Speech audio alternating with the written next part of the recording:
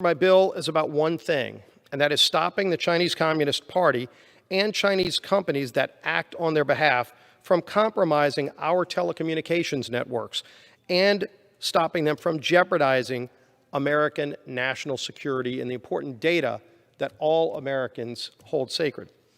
H.R. 3919, the Secure Equipment Act, puts a full stop to China from infiltrating our networks by prohibiting the FCC from issuing equipment licenses to Chinese telecommunications equipment companies that are identified as national security threats.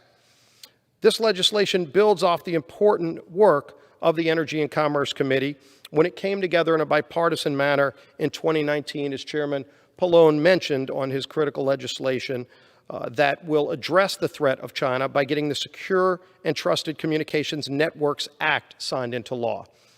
One of the requirements of that act instructed the FCC to publish a list of telecommunications equipment companies that are deemed to be national security threats. In fact, earlier this year, the FCC published that list of companies, and as you can see, 5 companies ended up on that list.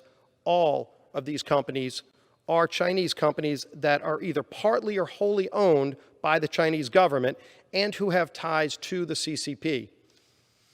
Madam Speaker, we all know too well that the CCP wastes no time and no opportunity to expose American vulnerabilities and try to undermine our national security. There are way too many examples of that.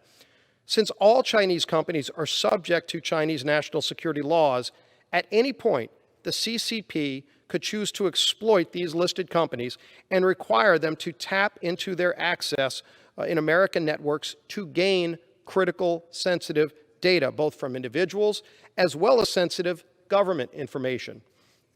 While the 2019 law made great strides in thwarting the threat of China in our networks, U.S. carriers can still privately purchase equipment from these listed companies on the open market.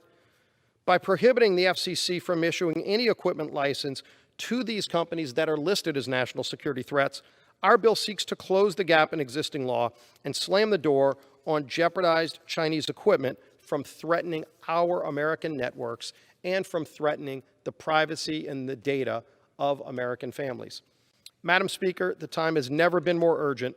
It is important that this body do all it can to stop the undue and malign influences of the CCP from infiltrating our data and our telecommunications network. I urge all of my colleagues to support this bill, and I reserve the balance of my time.